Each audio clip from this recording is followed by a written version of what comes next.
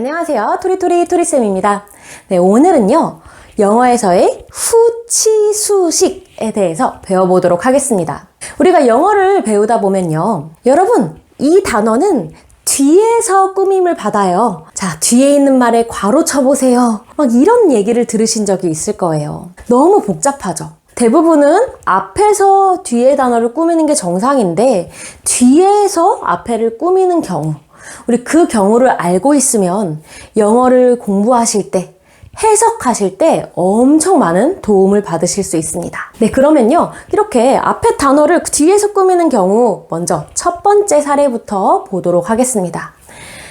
예시 볼게요. The car in the park is expensive. 네, 해석하자면 공원에 있는 그 차는 비쌉니다. 이렇게 되겠는데요. 자, 보시면 제가 지금 해석할 때 차, 공원에 있는 이렇게 해석하지 않았죠. 공원에 있는 그 차는 비쌉니다.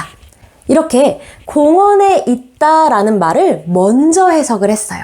그 말인 즉슨 이 in the park 부분이 앞에 나오는 car라는 단어를 뒤에서 꾸며준다는 거죠. 이게 바로 후치수식입니다. 예시 한번 더 볼게요. She is a friend of mine. 자, 이 문장의 해석은요, 그녀는 나의 친구입니다. 이렇게 됩니다.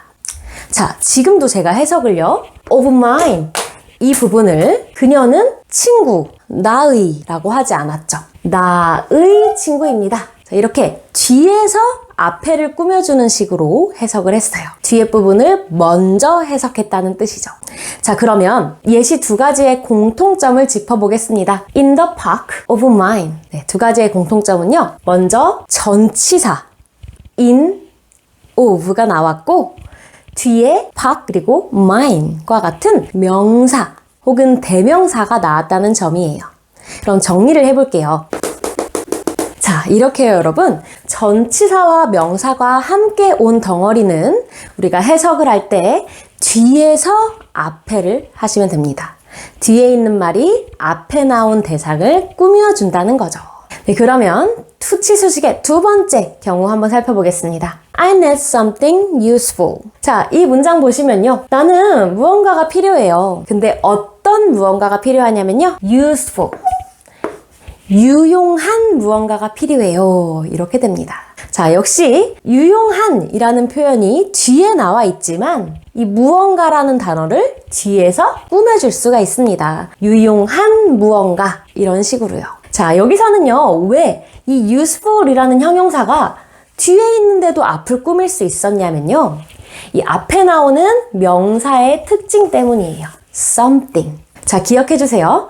우리 단어 중에 thing, body, one 이렇게 끝나는 단어들은요, 뒤에서 형용사의 꾸밈을 받습니다. 예를 들어 something, anything, everybody, everyone 이런 것들 이야기하는 겁니다. 자, 그럼 두 번째 예시도 보겠습니다. He is a famous man. 자, 그는 유명한 사람이다 또는 유명한 남자이다 이런 문장인데요. 자, 이렇게만 하면 그냥 평범하게 앞에서 뒤를 꾸며주는 형식이 됩니다. 유명한 사람 이렇게요. 자, 우리는 지금 뒤에서 앞을 꾸미는 경우를 배울 거니까 자, 추가로 제가 더 써보겠습니다. 자, 유명한 사람이긴 사람인데요. 책을 많이 쓴 거예요. 그래서 그의 책들로 유명하다 이렇게 해보겠습니다. 그러면 어떻게 쓰시면 되냐면요, He is a famous man 이렇게 하지 않고 He is a man 뒤에 famous를 쓰시고 책으로 유명하다 for his books 그의 책들로 유명하다 이런 식으로 쓰시면 됩니다. 자, 앞에 나온 famous와 뒤에 나온 famous for his books의 차이는 뭐냐면요, 앞에는 형용사가 혼자 단독으로 왔죠. 하지만 뒤에 나온 famous for his books는 네 가지 단어가 덩어리째로 왔습니다.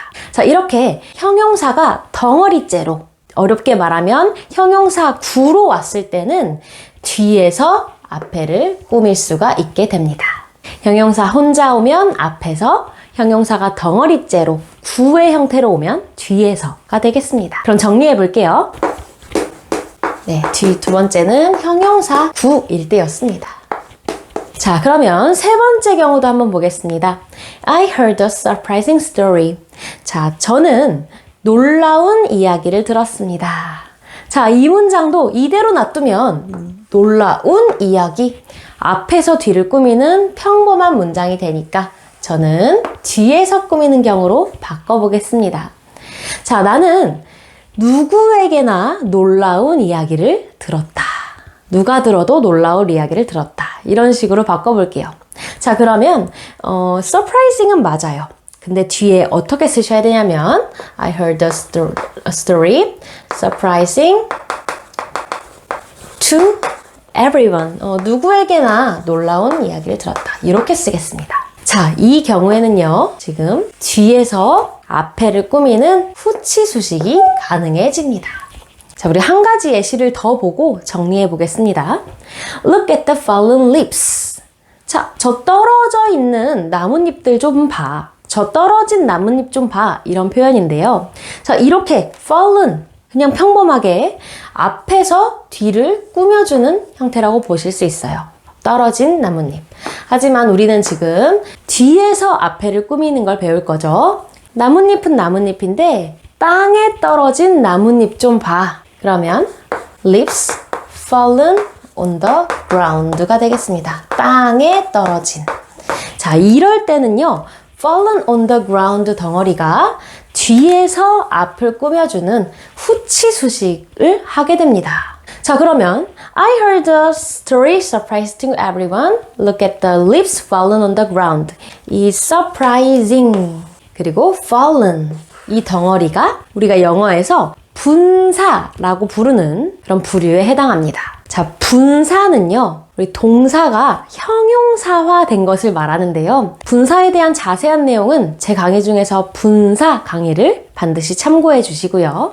이렇게 놀라게 하는, 떨어진 이 분사가 아까 형용사와 마찬가지로 단독으로 오지 않고 한 단어씩 오지 않고 덩어리째로 왔죠. Surprising to everyone. 세 단어. Fallen on the ground. 네 단어. 이렇게 분사가 덩어리째로 왔을 때는 뒤에서 앞을 꾸며주는 후치수식이 일어날 수 있습니다. 네, 정리해 볼게요. 네, 분사 덩어리일 때도 뒤에서 앞으로 해석하시면 되겠습니다. 네 번째 경우 보겠습니다. Give me some books to read.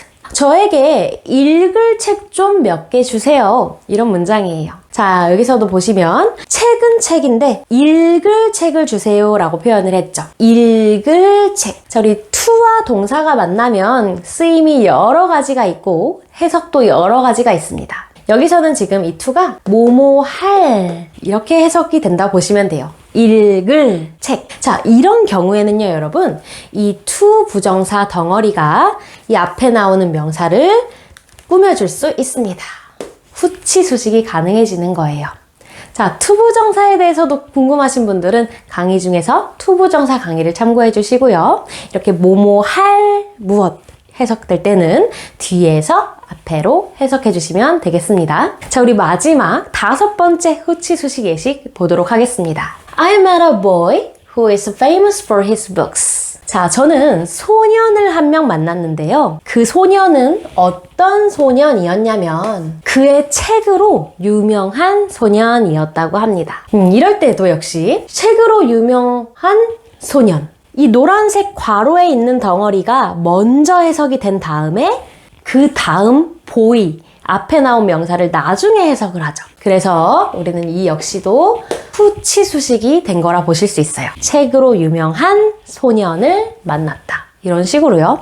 자, 두 가지 예시 더 보고 제가 공통점을 말씀드리겠습니다. The boy that you met yesterday is famous. 자, 소년은 소년인데 어떤 소년이냐면 당신이 어제 만난 소년은 그 소년은 유명하다. 이런 문장이 되겠습니다. 역시 that you met yesterday. 너가 어제 만난 이 표현이 먼저 해석되고 그 소년은 자, 소년이 나중에 해석되죠. 후치수식이고요. 한 가지 예시 더. I lived in the town where you were born. 자, 나는 그 town, 마을에 살았었어. 근데 그 마을은 어떤 마을이냐? You were born. 당신이 태어난 그 마을. 너가 태어난 곳에서 나 예전에 살았었어. 이런 표현이고요. 자, 여기서도 역시 마을은 마을인데 당신이 태어난 마을. 이렇게 뒤에 where부터 끝까지. 자, 이 노란 괄호 덩어리가 앞에 나온 town이란 표현을 꾸며주고 있습니다. 자, 이 세 가지 문장의 공통점은 무엇이냐면요, 여러분. Who, that, where. 요것들입니다. 자, who, that, where. 공통점은 관계사들이라는 거예요. 우리가 흔히 관계대명사, 관계부사라고 불리는 것들 다 관계사거든요. 제가 4번은 쓰지 않았지만 투부정사일 때 뭐뭐 할로 해석되는 투부정사도 역시 앞팻말 꾸미는데 이렇게 관계사 덩어리들은요. 뒤에서 앞팻말을 꾸미게 되어 있습니다. 조금 더 응용을 하자면요, 여러분. 우리가 이렇게 주격 관계대명사와 비동사는 사실상 생략이 가능합니다. 그럼 얘네가 없다고 생각해 보시면요. I met a boy famous for his books.